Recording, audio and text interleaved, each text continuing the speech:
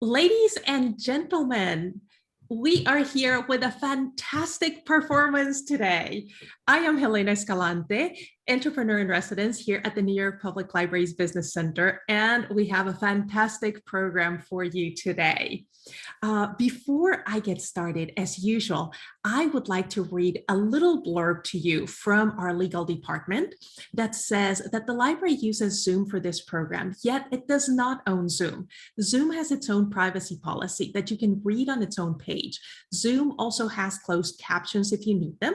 You just need to simply click on the CC button on your screen wherever you have those Zoom controls. It could be at the top, at the bottom, or wherever they are in your smart device. Now, to understand how you and the library use Zoom, please go ahead and read the library's privacy policy, especially the section that refers to third-party library service providers. Also, a friendly reminder that at the library programs, everyone is welcome and respected. And also a reminder that if you'd like to hear more about the programs that we have coming up, all you have to do is sign up for the Business Library's weekly email. It's a short and sweet email that we send every week with all of our programs. And in there, you can find exactly what we have going on. So without further ado, we have a fantastic program for you today that includes the circus. Yes, ladies and gentlemen, the circus is coming to the library, and I am so absolutely thrilled. So let me go ahead and introduce our host today, who is Gustavo Serafini. Gustavo, thank you for coming back to the library. We had you on last week, and we had a wonderful program. Today, we're going to have a fantastic one as well. Ladies and gentlemen, if you don't know him, Gustavo is the host of Enabled Disabled, which is a podcast creator for people with disabilities and their families, friends, clinicians, and therapists to shift the narrative around disability. We are celebrating here at the library Disability Pride Month all throughout July. And this program is a part of a series that we have that is called Visibility: How Creatives, Entrepreneurs, and Nonprofits Are Changing the Way We Understand Human Potential. So you are in definitely for a treat. Gustavo speaks with his guests openly about what it means to have a disability as well as what it doesn't mean. And his platform helps go deep into how the guests have experienced disability, what it has taught them about themselves, their life, and others, and also the tools or experiences that have helped them better navigate and adapt to the world. And when he's not doing his podcast, he is an entrepreneur. He founded in 2005 Pure Audio Video along with his brother Marcelo. And Pure Audio Video serves clients in South Florida, the Caribbean, and the US for clients who are looking for amazing home entertainment experiences in their luxury homes. So ladies and gentlemen, please help me welcome Gustavo Serafini. Gustavo, thank you for being here. Thank you, Helena. It's a joy to have you back. And the mic and the floor is completely yours. So take it away. Fantastic. You are the ringmaster today. I will do my best to fulfill that honor. Well, I have the enormous pleasure to introduce one of my favorite people on planet Earth, Lisa B. Lewis. She is the founder and executive director of Omnium Circus. For those of you who want to know a little bit more about her, she has an absolutely fascinating background. She began her career as a graduate of Ringling Brothers and Barnum and Bailey Clown College. She has a BA from Brandeis and a master's degree in clown circus history from NYU. Lisa is the co-founder of Super Scientific Circus. She is a performer as well. She did a lot of work with the Big Apple Circus, and she was instrumental in creating a lot of the change there, saw the need for diversity and inclusion. And now with Omnium, she has brought, I think, an organization that has such a unique and interesting model that we should all be modeling our own organizations to some degree. I think mostly, but we're going to say to some degree off of what Lisa did with Omnium. Lisa, welcome. Thank you so much for being here. Thank you so much for having me. I am honored and delighted to be here. Fantastic. So I want to get started. I want to dive into what Omnium Circus is, and what was that aha moment that brought you to understanding we need an Omnium Circus in the world? So omnium means of all and belonging to all. Dug back into my old Latin days to come up with that title. So the aha moment of understanding the power of inclusion happened many, many years ago when I was still at Ringling and working in a large venue. I'll say Madison Square Garden, but I don't think it actually was, but in a large arena. And I saw a group of very, very surly teenagers with their arms folded, and the energy of the entire section was affected by their anger. The clown I was working with at the time went up to them and immediately started signing. Somehow he knew they were deaf. Their energy shifted, their arms came down, they started smiling, they started laughing. The energy of the entire area, the entire arena changed. And I realized at that moment the power of inclusion. Fast forward 30 plus years, and I'm working with the Big Apple Circus on inclusive programming. And it was, as most theaters and most performing arts centers do, one particular show on a matinee that's the opportunity to bring in school groups or to bring in other groups and organizations that serve people with disabilities. Their families were excluded. Their friends, their support system, everyone outside of that particular school environment wasn't welcome. So it was very much separate. So in speaking with those families over the years and in them saying, we also created a program for people on the autism spectrum.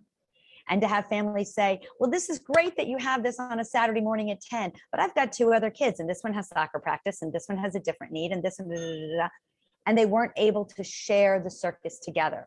So my initial concept was to make sure that there was full access at every show, every time. As we got more into it and you started talking to families, you realize, I spoke with one family, said, why should I come? Everybody on there is white. Nobody has a disability. I have nothing to relate to. And representation to me became absolutely vital so that you can connect, because the power of circus and the power of performance is being able to reflect yourself through an artistic vision and then make your own choices as to how you want to lead your life. So representation became vital. So that's where the seed of the idea began. Interesting.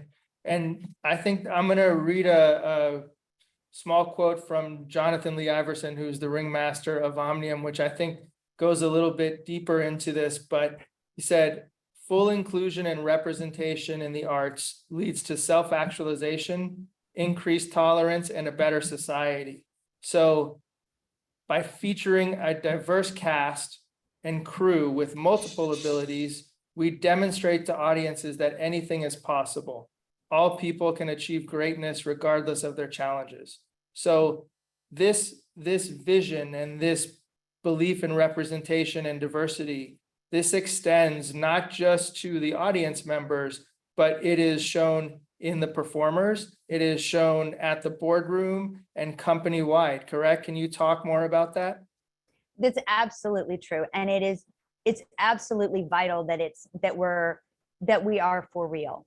A friend of mine within the disability community many years ago said to me, nothing about us without us. And you have to be true and sincere. And so that means that inclusion is not just in the performers, but on the tech table, in the boardroom. Our board, I am most honored that Gustavo is actually a member of our board. So thank you for that. Yay. But our board is fully inclusive, our tech table, our support staff. It's important that we all work together, because the goal is full belonging. There's another quote, diversity is being invited into the room. Inclusion is a seat at the table. Belonging is having your voice heard. And we're going for true belonging, because with the arts needs to be fully integrated. And we are. And as you said, that's our model. And that is exactly what we're doing. Right. And I think and I'm thrilled to be on the board, and I think it's absolutely a beautiful thing. I think what kind of one of the potential roadblocks, right, that a lot of companies and organizations have is that they want to be diverse, but they don't quite know how to accomplish it. They don't know how to go about it organically. And there's this kind of, I think, false dichotomy between being diverse and choosing the best people. So I want to explore and get into how you hire. Let's just use the performers as an example. So when you're sitting down and you're planning a new show, what does your process look like, Lisa? So it's very much like you have with any other business. So the process looks like, I have these many jobs to fill. We need this balance of skills. We need a little of this, a little of that, whatever. And you look at the people you have out there. So when you're choosing, for myself, when we're choosing artistry, I'm looking at what artists and what skills they have. So it's different from a business in that in a business, you create a job description and you find people to fill that. In an artistic venture, you find the people first, and then you adjust the job descriptions to fit the artists that you have. So there's the same amount of work that needs to be done, but the descriptions can change and morph based on your staff. So I'll look for artists. So the first artist that we found was our aerialist, Jen Bricker-Bauer. So now I know I have an aerialist. I know I have an incredibly talented aerialist who happens to also have a disability. So that role is now filled. Check.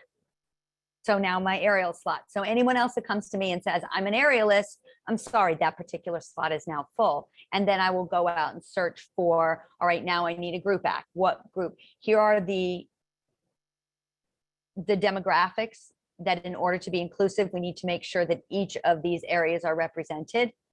And here's a list of all of the artists that we need and what we need to balance a show. Which one goes for which is really completely dependent on the talent of the individuals that we're able to find that exist out there in the world. Because like most businesses, we need a certain level of expertise. I can't pick someone off the street and say, oh, you just happen to be blind, come work for me. Well, what if you don't happen to have the particular skill set, or you happen to have this particular skill set, but you are whoever you are with whatever challenges you face. So you dig really deeply, you reach out into the world.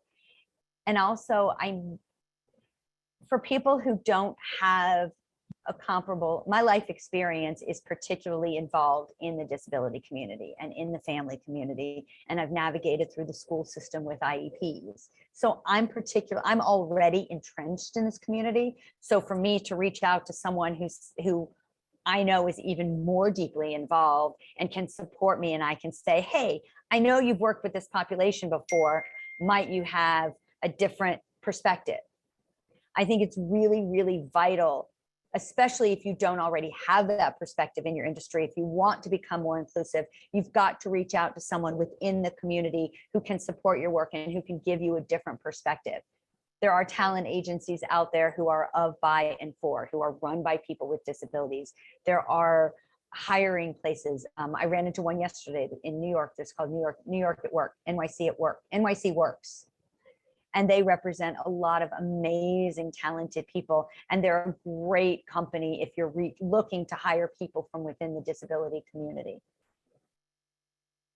I think so. I want to tease this out a little more because I think it's huge. So the first step is you choose your company values. So you're saying representation, inclusion, and belonging really matter to Omnium, and we're going to fulfill this at every level of the organization. Mm-hmm. Once that happens, then you have established some key relationships with people in the different communities so that you can reach out and say, I'm looking for X performer.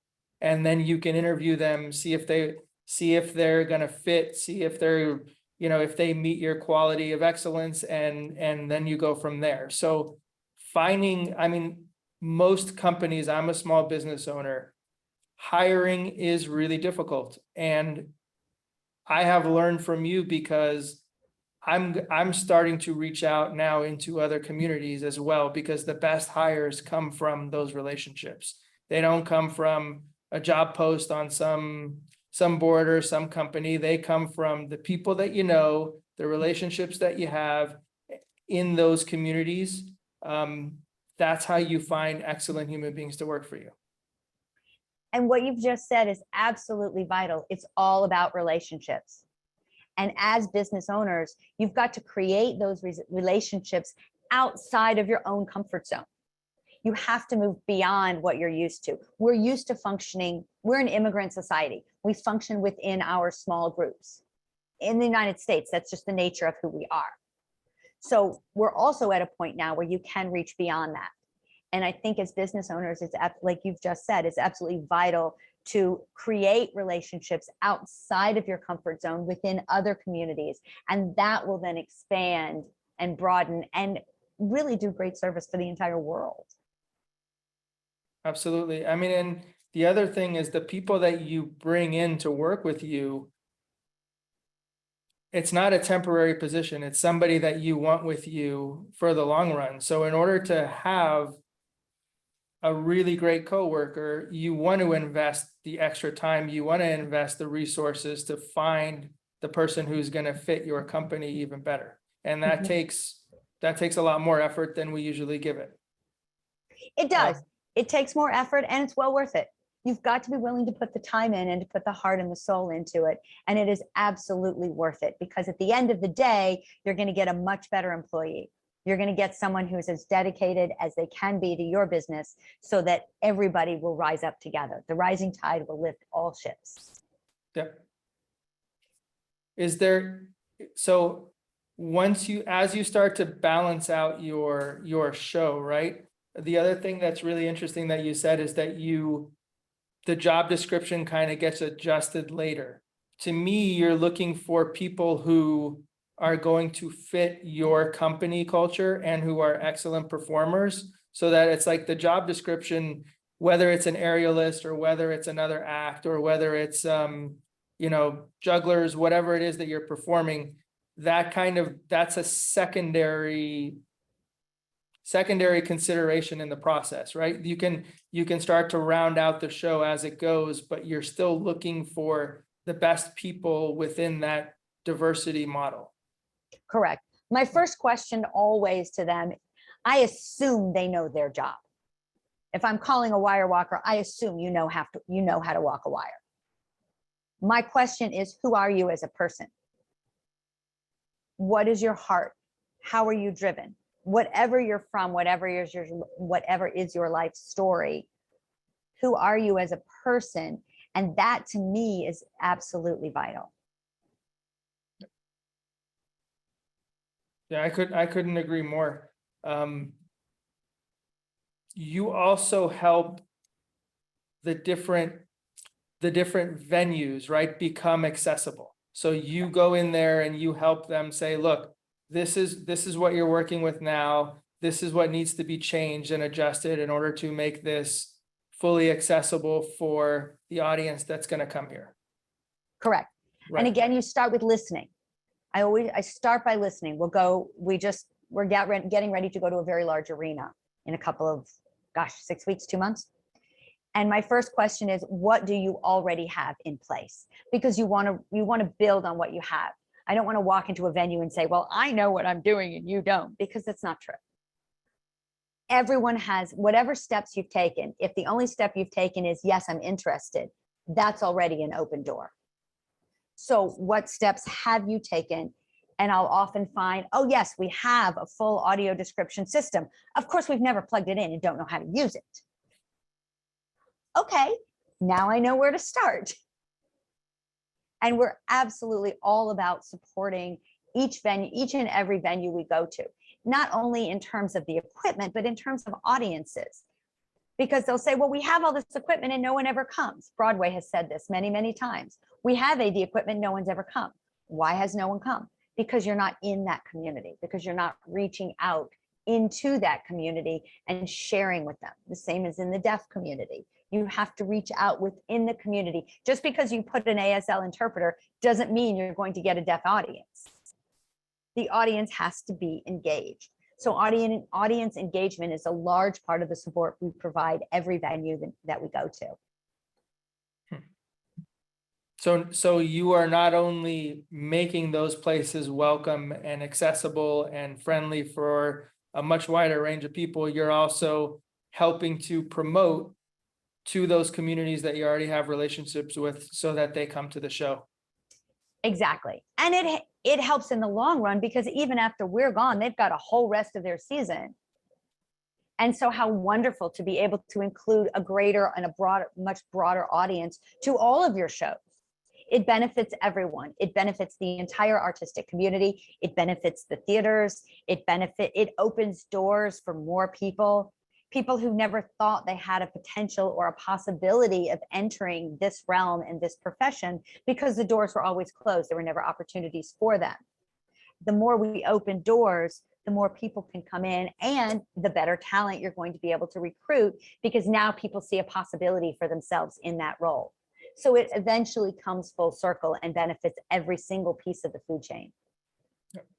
I mean, I think we had a talk here at the library last week on universal design. And a lot of times people say, well, I don't have customers who are wheelchair users in my store, so why should I make it more accessible for them? And I think you've hit the nail on the head with the question is, well, are you reaching out to those communities? Are you promoting to those communities? Have you established any kind of relationship to engage them and say, look, yes, you are welcome here.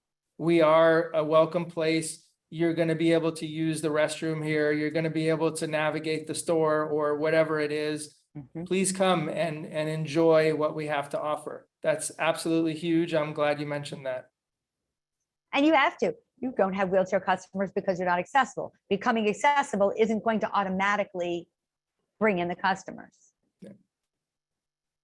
And for every business along the way, you're talking 25% of the population. Why would you exclude 25% of your potential revenue?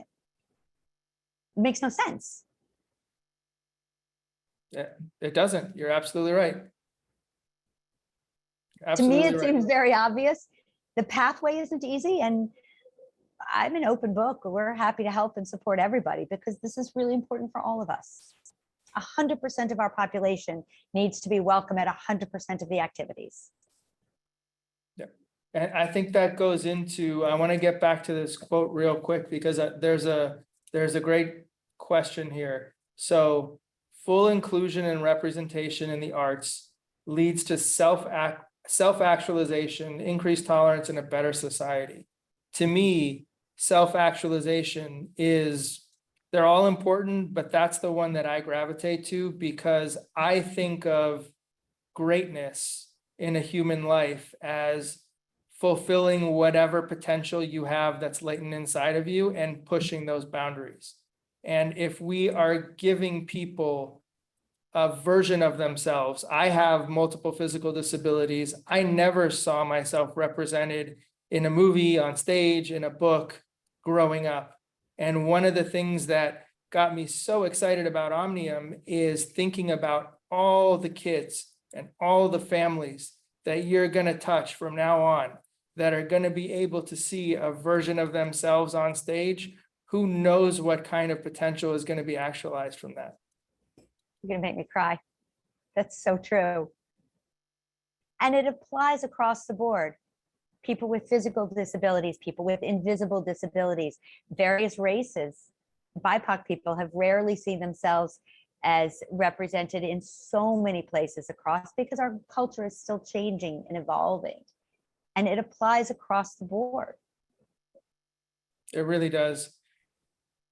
The third interesting thing, Lisa, that I want to transition into is the DEI training that you offer to people. You've done some keynote speeches before on that, and you've done some training with different organizations on it. Can you give us a preview of what that training looks like? Yes. I'm actually very excited about it. It's the DEI training that we do is a very experiential training. I've sat through DEI trainings where you watch PowerPoint on a screen and you're bored out of your mind and you're texting on your phone. That's not helpful. What needs to happen in order to be truly, truly inclusive and welcoming is that you have to experience it. You have to walk that mile in another's shoes. So as a part of our DEI training, we will deliberately assign whichever group we have a task, a simple task. In our case, it's going to be circus. I'm going to teach you to juggle. but I'm going to teach you to juggle with a cup across your hand so that you can experience what a physical differential might be. Or I'm going to teach you with your arms tied behind your back, or blindfolded, or earplugs. I'm going to block a sense or a physicality that you're used to relying on in order for you to experience accomplishing the same task that you would accomplish with the body as you're born, but to allow you to accomplish that same task using your body in a different way. What does that do? A, it creates empathy, but B, it allows you to see that you're the same person. You're still you accomplishing this task with all of your intelligences, all of your multiple intelligences that we all carry. You are still you accomplishing this task, even though we've changed the physical ability to access the task. And I think that's vital, because when you look at other people, you need to be able to see, we all need to be able to see each other as equals. We have different stories, we have different abilities, we're not the same, but we are equal. Each has a gift. So as you see yourself in that position, you can also see others as becoming their best selves. And that allows you, it allows a more respectful environment. It generates a more respectful environment, which is what DEI is all about. I think it does another thing, which is really interesting too, is if you are used to, let's say if you were born with two arms and you're used to using those two arms, and now you have to learn to juggle on the spot with one, right? That teaches you, in addition to the empathy and everything that you said, it teaches you that you can do it. You are learning to do it. You're making that adaptation. So hopefully the next time you see somebody else with a disability, right, you don't assume that they can't do something. Exactly. The assumption changes of what that person is capable of. Exactly. Because you know you can do it, and you know they can do it. Yeah. I had a very good friend who was a professional juggler, and in the middle of a tour, she broke her arm and had to adapt her complete act to one-arm juggling. And so she did. And so does anyone with whatever body they're born with. You do what you need to do with the body that you're given. And that's a very important thing for all of us to know. That's huge. Absolutely. And what's the next, beyond the empathy and this physical act, what else, what's the next step that you take in the training that you can share? So the next step after we do those activities, we then go back and try to do the same tasks with your body. There's lots of conversations about what happens and how, and the access. And then we also learn in a workplace environment what different people, what you have to offer and how to treat each other with the most respect. And then we apply it to whichever business we're doing the training. There's a lot of customization within that training for whichever particular industry that we're doing. Got it. What have you found in this training so far? What have you found that has worked really well, that's been so effective that people have come back and commented on it or recommended it to somebody else? What's been the game changer so far there? Really, the game changer is the joy in it. It's not oppressive. People have a really good time. And that sounds trivial, but it's not, because you learn, it's a proven fact that you learn more if you're enjoying yourself. The gaming industry has capitalized on that. Children learn better through gaming, because if you're enjoying what you're learning, your mind opens up to it. If it's a burden, your mind is going to be closed and you're not going to retain it. So the fact that it's a joyful training, even if you have to do it, even if your boss says you have to take this training, the fact that it can be made more fun, you're going to retain twice as much information. I made that number up. I don't have a statistic, but I believe that you would retain at least twice as much, if not more, information, because it comes in a pleasurable way. So you'll say, oh yeah, that was really fun. I remember that. And now I can apply it. And the best feedback we've gotten is that people said, I really had a great time. I never knew I could do that. I didn't know that I was capable of that. I understand how other people can be capable of that. The last training I did in England was a bunch of professors. And they're very much used to working in a very narrow model, a very intellectual, because they're college professors, it's what they do. So to be able, even for them, to use their physicality at all was a big eye-opening experience for them, that they could communicate not only with their voice, but with their bodies. So for them, that was a totally new experience. And it really opened their eyes to the way that they could reach their students in a better way, in a more inclusive way. And they were really thrilled. That makes a lot of sense to me, and it's really powerful because I think there's too much training. Well, I can't say training, but there's so much of the inclusion disability conversation is kind of negative. There's some shaming involved, there's guilt, there's all these things. And you're doing the opposite. You're opening people up to experiencing something that they didn't know they could do. And it's teaching them empathy. It's teaching them to see potential that they didn't know they have and to look for it in other people. And then you're reinforcing that with this beautiful circus performance where people are experiencing that at a much higher level. I think those are massively critical and wonderful. Who are you offering these trainings to? Anybody, any company that would like one, get in touch with us. We're booking now. We're scheduling now. We've got one scheduled next spring, I know, in Texas. We've got a couple other on the books. If any company is interested in this, we'll be more than happy to bring it to you.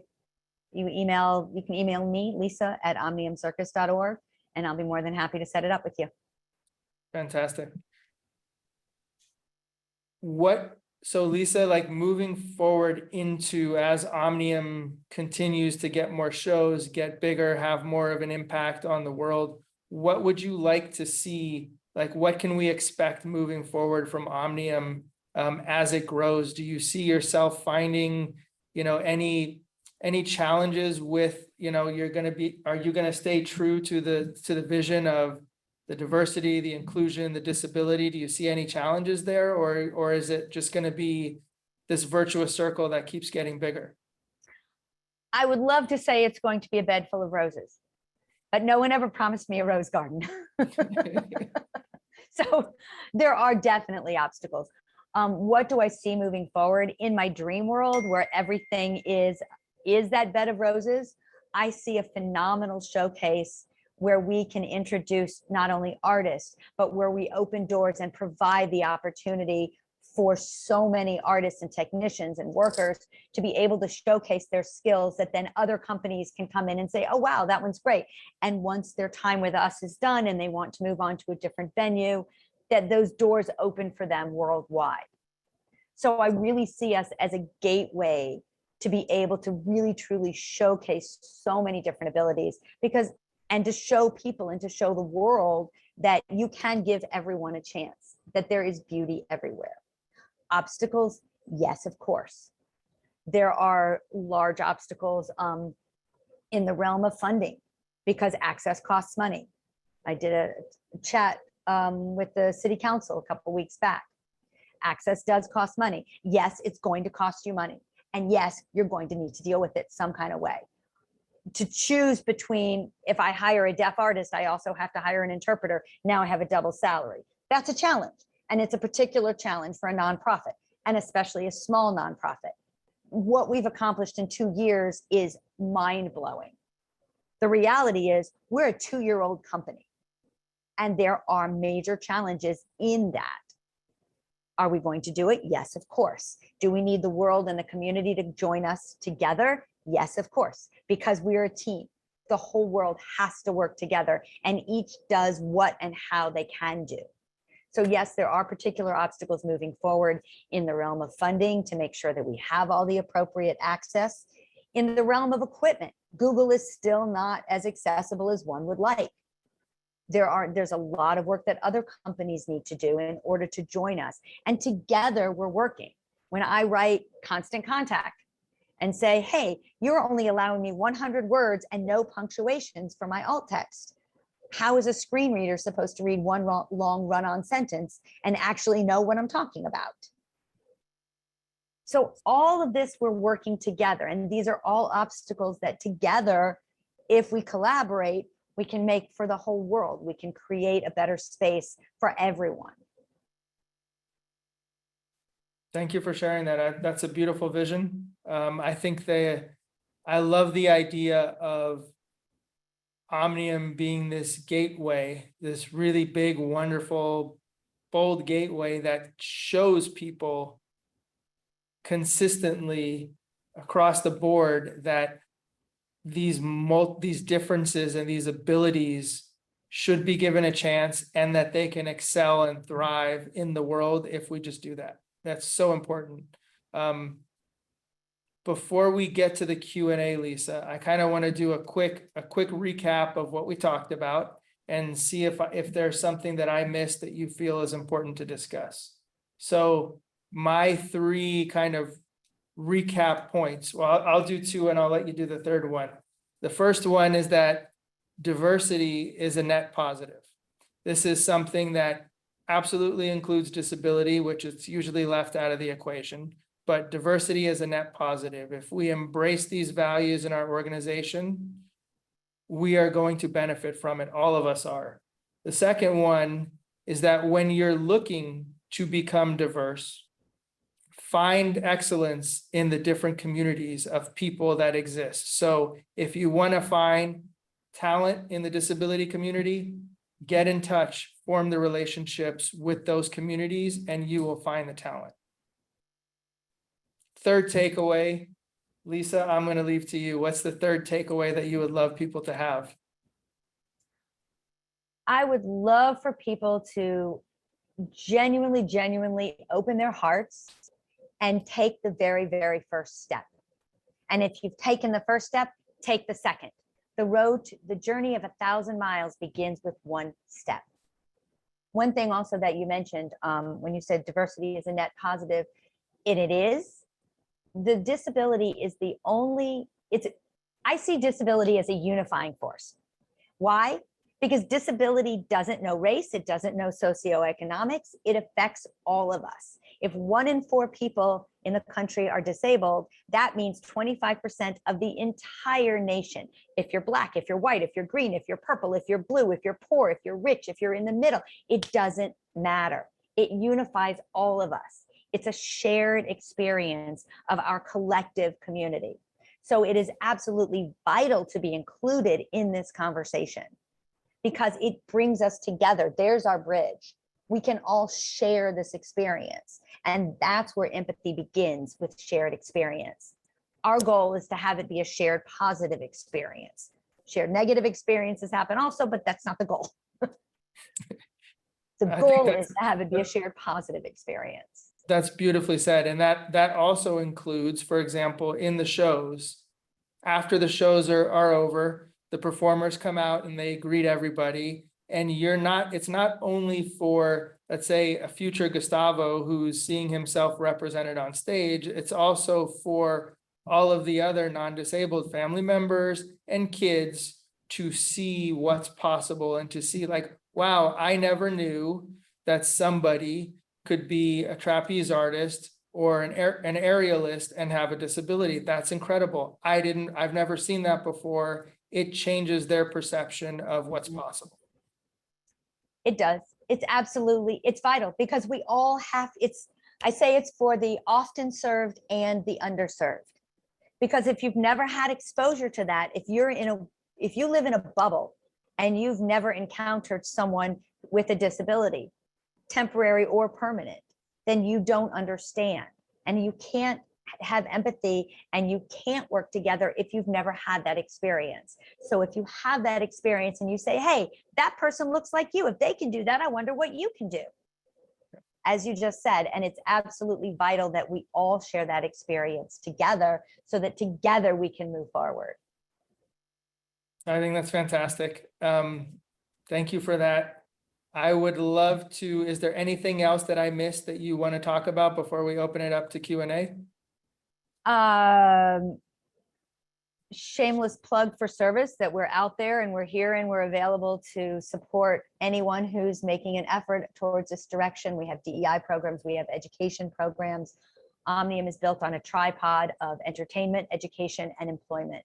And we take it very, very seriously in all avenues and at all levels and for all ages. So if we can be supportive, if there is a collaborative possibility, we're all open for it. And yes, we are a 501c3 not-for-profit. And they can find Omnium where, Lisa? You can find Omnium on the web, omniumcircus.org, OMNIUM, omniumcircus.org, all over social media. And please feel free to sign up for our newsletters. I send them out about every 2 weeks saying what we've done, what we're doing. We're on LinkedIn. We're all over the place doing our best. Fantastic. Wow, Gustavo and Lisa, this has been absolutely fantastic. Congratulations on everything that you're doing. And we are getting some fabulous feedback from the audience. So we have definitely a bunch of questions that we'd like to ask you. But actually, before we get to that, Gustavo, someone in the audience is asking if you could please repeat the quote that you started with. Believe it or not, that's our mission statement. So thank you for saying it. It's awesome. Oh, that's wonderful. Is it that full inclusion and representation in the arts leads to self-actualization, increased tolerance, and a better society? And the second part of that is by featuring a diverse cast and crew with multiple abilities, we demonstrate to audiences that anything is possible. All people can achieve greatness regardless of their challenges. That is wonderful. Thank you so much for repeating it. That is great. All right. So, goodness, where do we start? Well, let's go with the first question. And Lisa, this is for you. How are you working to grow the next generation of diverse employees in the circus? That's a wonderful question. We have a very active apprenticeship program. We are working with various organizations, with Visions, with Access New York, with different organizations to bring in people who don't necessarily have the job skills yet, but have the aptitude, and to have them work with us as volunteers, as interns, and learn the job so that then they're able to do that as a profession. And in terms of, that's behind the scenes in terms of business. If you are asking in terms of performers, we're beginning to form partnerships with different circus education organizations to encourage them to become more inclusive and help them with the adaptations that they need. And I've had several consultations with the different organizations for that. Wonderful. Did I answer the question? I hope so. I certainly hope so. If not, they will let us know and Again. they will send you, their feedback. Definitely. Okay. So this other person says, I love the dedication to visibility. How do we as organizations take inventory of our DEI efforts? I'm not, that's a me question or a Gustavo question? Either one. Okay, so the way I interpret that question is, how do we take inventory, as in how do we know if we're doing a good job of it? How do we know if we want, what it is that we need to do in order to become more inclusive and include disability? And I think for me anyways, it starts with, if that's something you want to do, right? You go and you see what percentage of my workforce, just as a starting point, what percentage of my workforce has a disability, or how many people here are hiding their disability because they're not sure if we're going to be accepted here or not, because there are lots of people working in the United States who have invisible disabilities who are hiding it, don't feel comfortable coming out and talking about it. So are you creating a safe space for your current coworkers and employees to feel comfortable sharing those things? That's number one. Number two is, if you feel like it's important to get more of that, start to develop the relationships in those communities where you can find excellent people to come and join your team. I will add to that, just as a statistical base, When I first started the business plan for Omnium, I looked at the national statistics. So if 1 in 4 people has a disability, I want my company to match the national average. That means 25% of my company needs to include people with disabilities of any sort. We're actually at about 40%, but that's where to start. If whatever the national average of the statistics are, if you match it, then you know that your company is an of the people and you are truly representative, truly representational. That is great advice. Thank you. Thank you. All right. So now everybody is very curious about the circus, and they've been asking as to whether or not you can show a video or pictures. I'm sure that you have plenty on your drive, or if okay with you, I can just share the screen and go to your website, whatever you decide. But show Whichever pictures. you prefer. Oh yeah, no. I'm sure you have some fantastic ones. I was going to show the 2-minute. I don't have it pulled up, but I can certainly do so. The 2-minute, we call it a sizzle, which is on our website. That's fantastic. I can share that as well if you want, because I do in preparation for this, I pulled it up.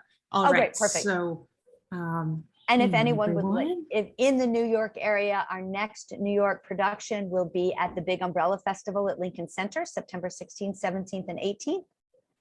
Omnium will be performing there, and then we will be performing in 2024, move ahead a year, we'll be at the New Victory Theater for 3 weeks in April.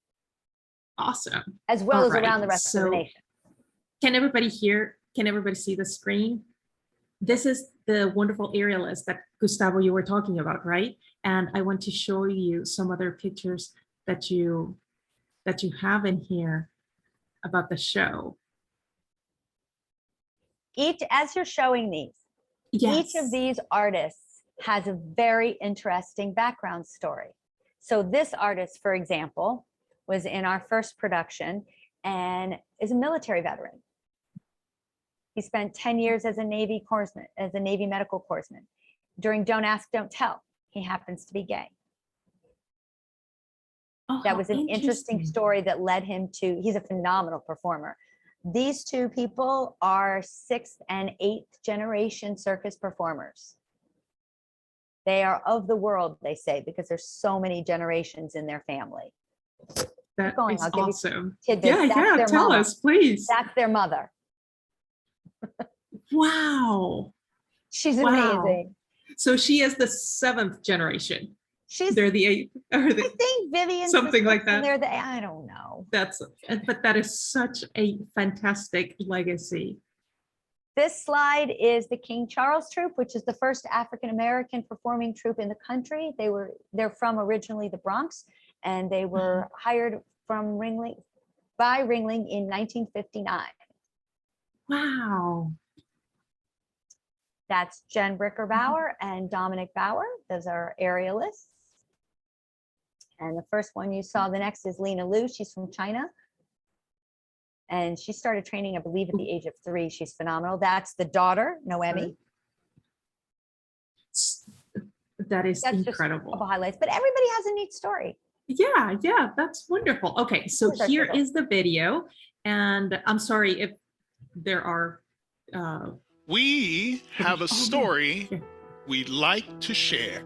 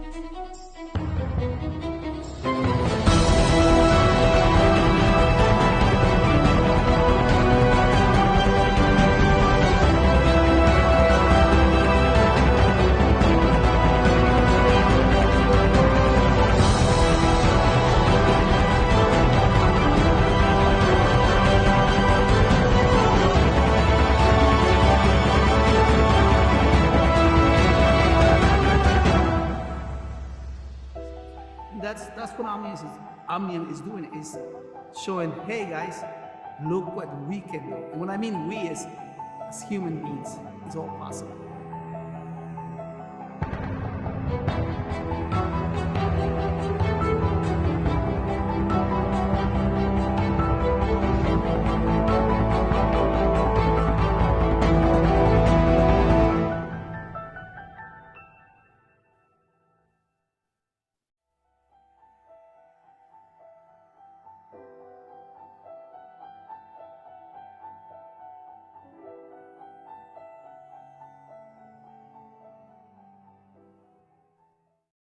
We have a story Then it's just we'd a- like. That gives me goosebumps every time. That is incredible. I wanted to just highlight something there that we didn't talk about, Lisa, that I think is, again, taking this diversity theme one more step. And I know we still have some more questions, but during the performance, you know, Jonathan is the ringmaster. He's singing, he's leading the kind of guiding the audience through this beautiful performance, but you're not just doing ASL interpretation. The person who's doing it is performing as well. She's like a co-ringmaster almost, where she's dancing, she's taken ASL interpretation to a totally new level. Can you talk a little bit more about that? Yes.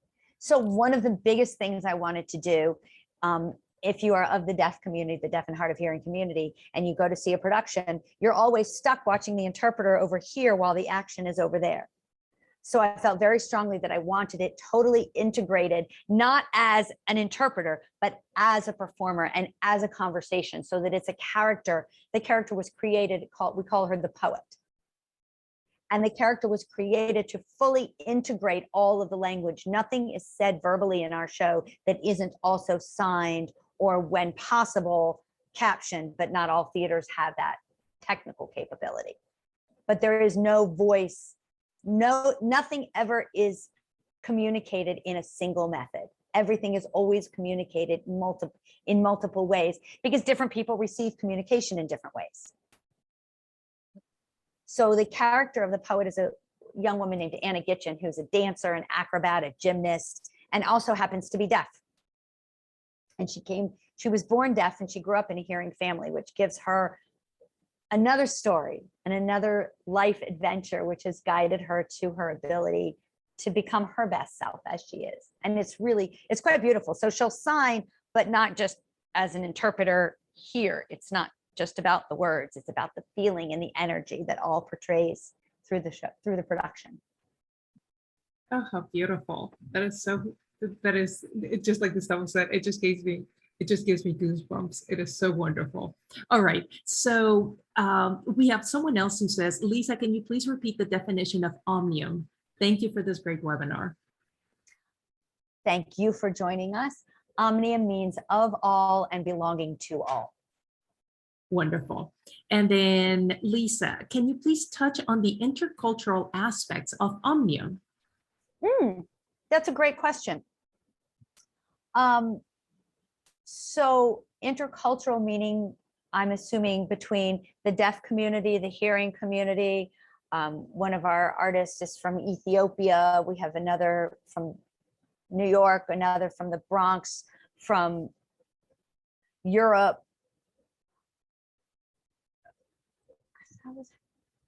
I forget where everybody else is from. I can't remember. But everybody brings their culture with them, and really enjoy of it. When we first did this production in collaboration with Gallaudet University, and so many of our hearing performers had never experienced deaf culture before.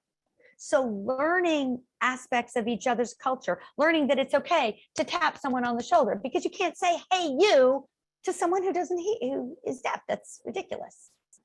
But within that culture, how do you get someone's attention? You tap them on the shoulder. Now, if you go to a different culture, when I'm out in New York in a line and I tap someone, they'll turn around and slug me. Because for them, physical contact is not okay. So you've got to learn the parameters within each culture. And we have a lot of conversation within our community and within our company about, okay, what's okay for me? How does it feel? What is my social distance? What is your social distance? I don't mean social distance in terms of a pandemic. I mean a comfortable social distance as human beings to communicate. Different levels. If someone is 7 foot tall and someone is 3 foot tall, where do you stand so that you can be at eye level with each other? And all of that is part of, I'm assuming is part of your question. How do we do that? We have conversation, we communicate. I can't know what you need unless I ask you. I have to say, I don't have to know what you need. I'm not you. But I have to be open enough to say, hey, I want to bring my best self so you can bring your best self. What can I do to accommodate you? And I expect a response in return saying, this is what I need. Now, how can I accommodate you? Because I also have a set of needs and a way that I need to be communicated. If you want to communicate with me, I expect you to ask me, how can I best communicate with you? It goes both ways. So we all can communicate together. And that's how we work around the cultural differences, because we each have them and they very much inform who we are. And it's very important to both acknowledge them and to discuss them so that we can all be on the same page. Yes, that is incredible what you just said. Yes to all of that. Now, here's another question that I think touches on something that is very important. How do you get others to understand the importance of practicing inclusivity around non-visible disabilities? That's a challenge. It's an ongoing process. I don't have a one-sentence answer for that. It's an ongoing process. Helping people to understand. Gustavo, you probably have a better answer to this. I just keep working at it and keep having conversations. Well, I think it goes back to what you said in your previous answer, Lisa, which is we have to have, well, first we have to have a safe space, right? So people need to feel comfortable to share what it is that they may be going through or what it is that they need to work better. So if we don't have that safe space, I don't know what the answer is there, but for me is create the safe space. Once you do that, I think if you approach people with a respectful curiosity and you seeking to understand before being understood, that you can start to bridge those gaps and you can start to have those communications and people can start to feel seen and heard and understood and belong. That's my answer to that. I think that's right. I think creating the safe space is absolutely vital. You have to take the judgment out. And that sounds simple, but it's not, because every one of us grows up with a set of judgments from our lives, from our upbringing. And you have to, must spend your life working on releasing those judgments, not only of others, but of yourself. Yeah, absolutely. Absolutely. Now, this question has so many implications and such a tricky answer. Where did you start on abusive and overworked and underpaid industries?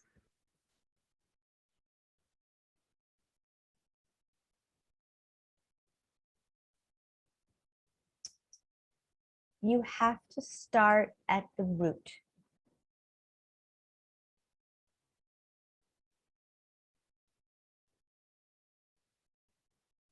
I'm going to sidetrack for a second. If I look at an industry and I say, this is a horrible thing and all of these bad things are happening, I'm introducing anger and judgment. I can't change anything with anger and judgment because that's a brick wall. So to my mind, I would go really from within the industry, because you can't do it from externally.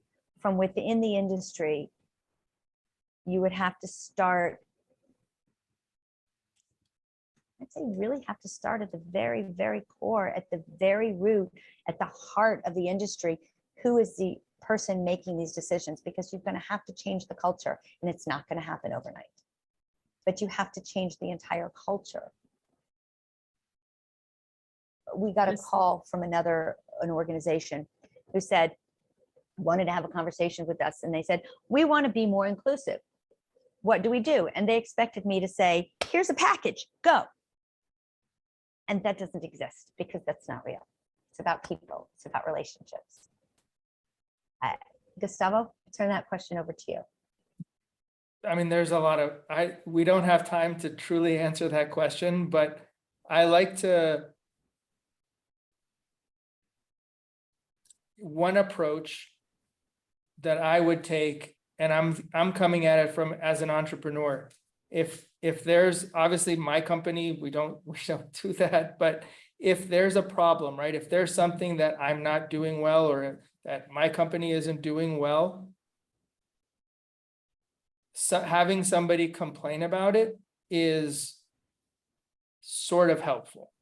What would be really helpful, right, is if that person came in and said, hey, Gustavo, I really don't like that we're doing A and B here. Can we change the way we're doing this and give me a solution? Even if the solution doesn't have to be great, just come at me with the solution and say, if we did this, I think it would improve these things and you would see a bigger benefit in your company. If I'm any kind of a leader worth his or her salt, I'm going to listen to that and I'm going to say, all right, let's have some conversations about this and let's figure it out. Maybe a even better solution is going to come from talking to the person a little bit longer and going through it. So if you're not willing to change as an industry at all, I don't know, that you've got another problem on your hands that we don't have time to talk about right now, but at least I think if you come up with a better solution or 3 potential solutions that could improve the situation, and here's why, I would like to hope that most people listen. There's a saying in the circus, there are only 2 things, problems and solutions. Don't bring me a problem without a suggested solution. We may or may not use that one, but you hand me a problem, now you're a problem. You say, here's what I need, here are ways we can get it, now there's a solution. Yeah. And we collaborate and we work together. Very, very wise answers. Okay, so here's another one that is going somewhat into a direction for a solution too, but it really needs to be talked about a lot. He says, there's a lot of talk about this, but no real action. Where can I really get started on making a difference?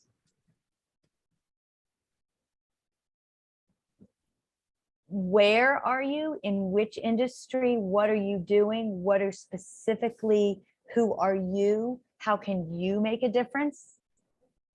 There are a lot of questions to ask before there's an answer to that, because you have to find in yourself, which I look at the world and I say, there are so many problems in the world.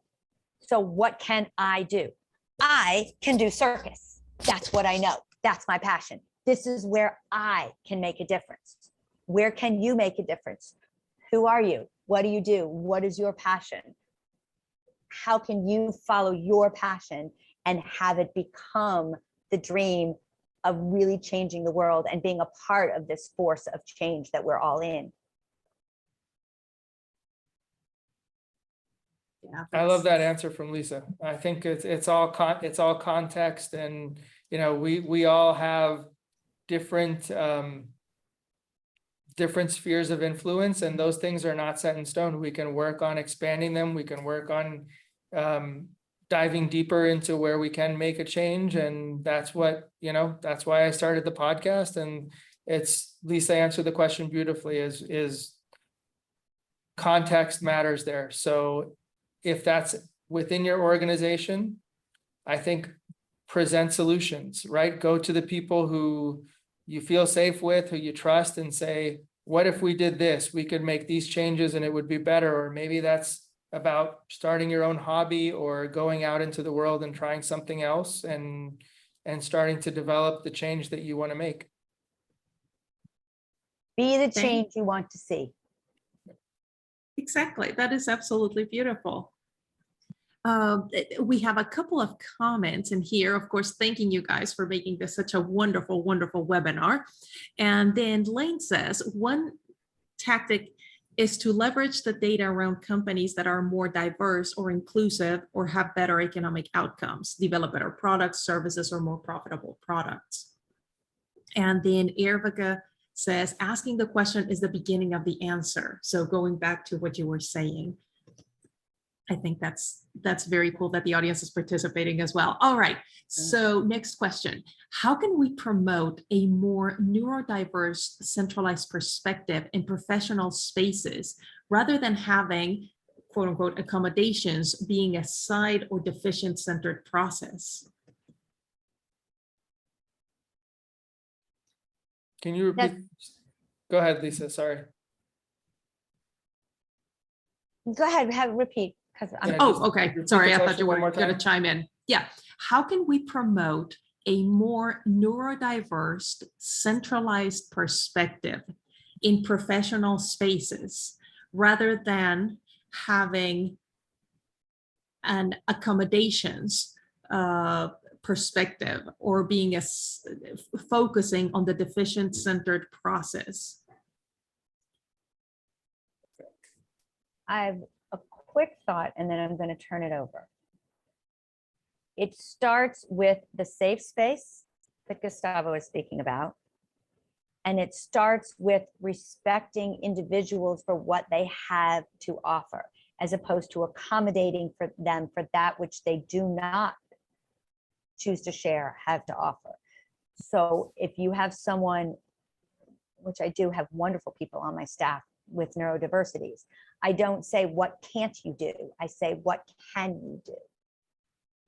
So if you begin by acknowledging the positives and rewarding what a person can do, and then respecting their limits around, okay, I need X silence, or I need this stimulation, or whatever a person needs, they become less accommodations for a disability and more pathways to allow the person to become the best that they have to offer.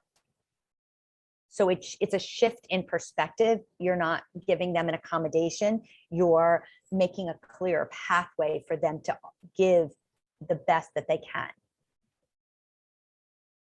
To facilitate, that's the word I'm looking for. Very good. Gustavo? I love that answer from Lisa. I think she answered it a bunch of times too in the webinar. Is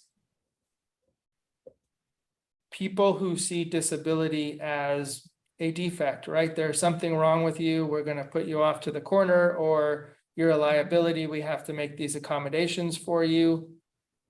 They need a shift in perspective to start with. They need to see, for example, an Omnium show. Look at what is possible when you give people an opportunity.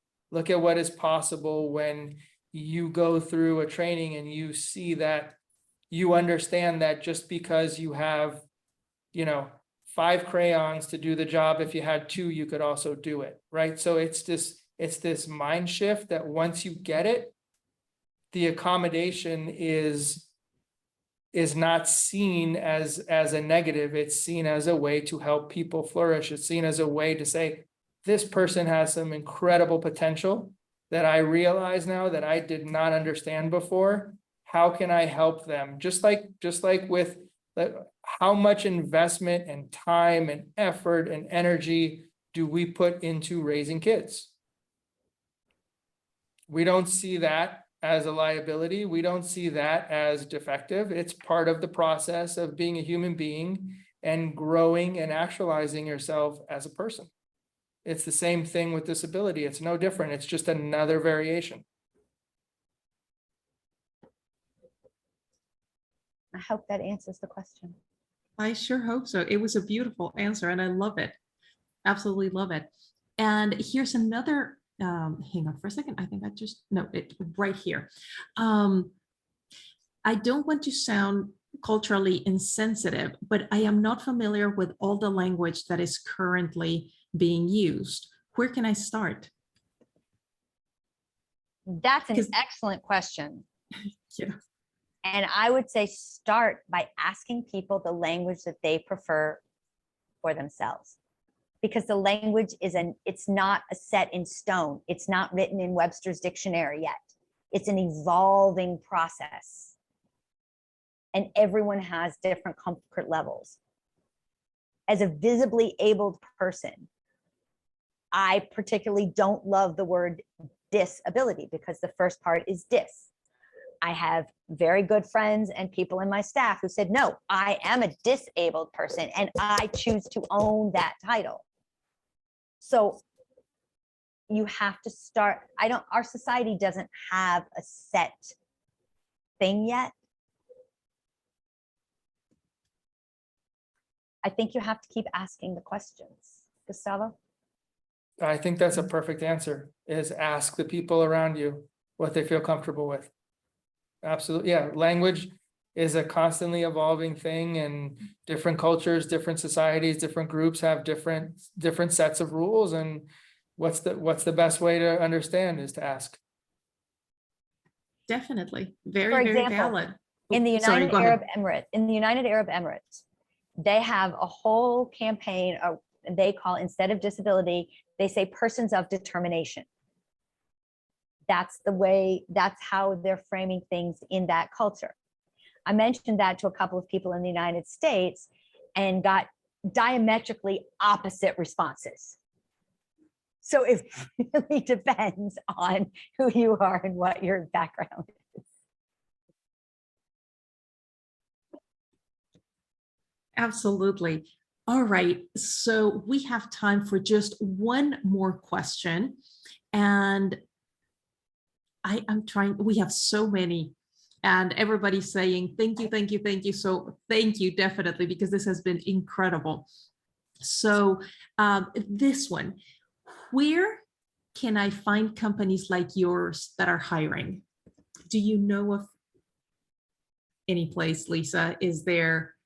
Where's a good place to start for people that are looking to work for companies like yours? We are actually. I'm looking for a couple of positions right now, so feel free to email me. That's wonderful. So we'll definitely drop your email in You never know. in the chat. I think you have to look for the jobs and then really do your research on the companies. I'm not sure. Look for the top best inclusive companies on Google, Google search.